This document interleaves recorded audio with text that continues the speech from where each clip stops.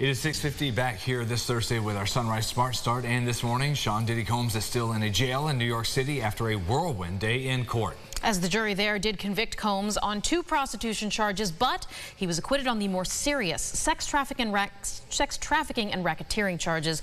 Those might have put the music mogul behind bars for decades. A lot of reaction to the verdict, including what we're hearing from a local songwriter and musician. Aran Spitzer here in studio now with that part of the story. Aran.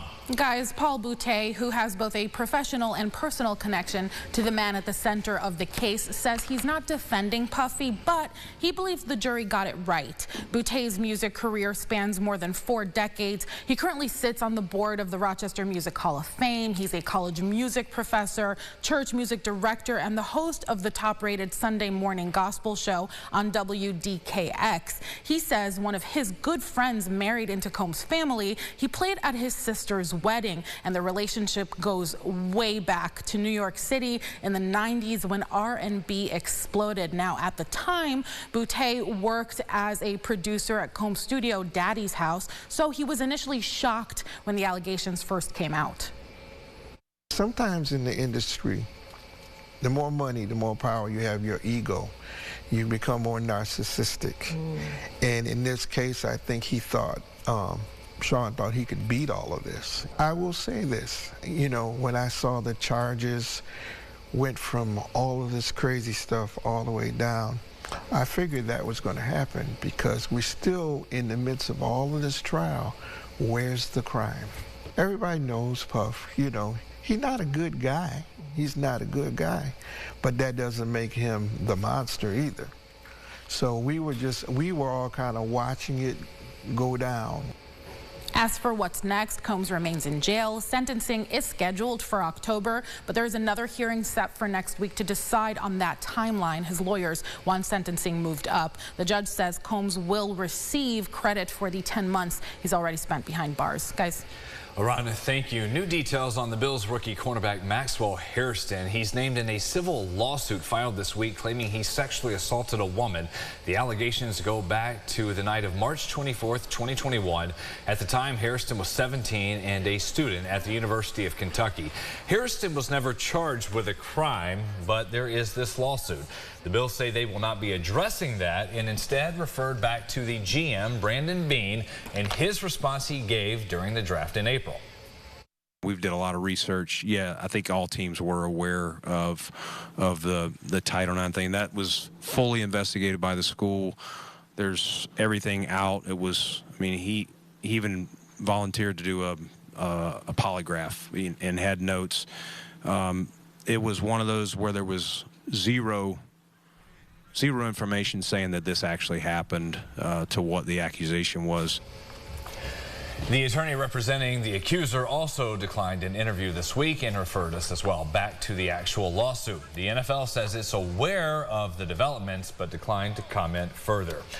Sunrise traffic here at 6:53, pretty good all around the Rochester Metro. We have one issue out on the east side, Pittsford-Palmyra Road at County Road 27. That intersection, we'll be checking sunrise traffic again in about 30 minutes. As we look ahead to the busy holiday weekend, we know there is so much to do everywhere in and around Rochester. But before you get out to those celebrations, you want to think more about your own fur babies, maybe those of your neighbors, because this is a very stressful time for them. Shelter staff and vets say it's best to keep your pets indoors and in a place where they feel safe. Fireworks can make them scared or even run off, making it a day where many pets, if they're not left indoors, can disappear. Well, speaking of those events that you can get out to around town, the Rochester Red Wings will celebrate with a home game against the Buffalo Bisons. First pitch at 6:45. The Village of Fairport hosting a parade and kicking off at Main Street, along with the traditional firecracker 4-mile run. And turning back to the city of Rochester, you'll have to go around the Broad and Court Street bridges. Those will be shut down as folks will be allowed to walk out and watch the fireworks from the best spot downtown. Those fireworks launching at 10 p.m. Finally, an amazing story to share from Nazareth University. Back in February, Jacob Wynn, a runner and junior at Fredonia, was warming up on track when his heart stopped and he collapsed. Wynn's coaches and a cardiac nurse performed CPR immediately and got him to the hospital, and he spent 38 days there. Still no answers as to exactly what led his heart to stop, but he did get a pacemaker and returned home, taking the semester off. The training the staff at NAS had gone through beforehand helped prepare them for this emergency, and that is what saved Wynn's life. And he has nothing but thanks for all the trainers and coaches. I'll give them the biggest hug and the biggest thank you, because without them, I wouldn't be here today. Thank you, like with all capitals, thank you. While Wynn is not sure if he'll ever be competing fully on track again, he will be going back to Fredonia, continuing his studies in the fall. Just incredible. Everyone around. First responder spotlight right there. Just all of them. Yeah. So glad they got to him quickly and that he's doing well. Yeah, for Everybody working together. Love it. That's our news here this morning. Final check of the forecast. Yeah, not bad out there if we're out and about right now. Pretty comfortable, mid-60s. We'll get into the upper 70s. Shower, thunderstorm this afternoon. That generally has faded away. Tomorrow the 4th looks good. Mostly sunny skies. Upper 70s, fireworks time. On the cooler side, the temperature drops quick, back down in the 50s. And then a warm beach weekend for you. Both Saturday and Sunday look great. Sunday a little on the warmer side, low 90s there for you before we bring the storms back in next week.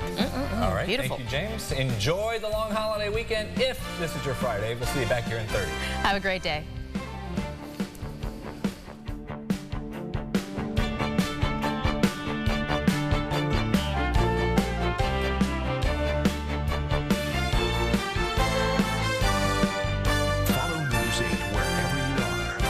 RochesterFirst.com, Facebook, X, and on our app for news and weather.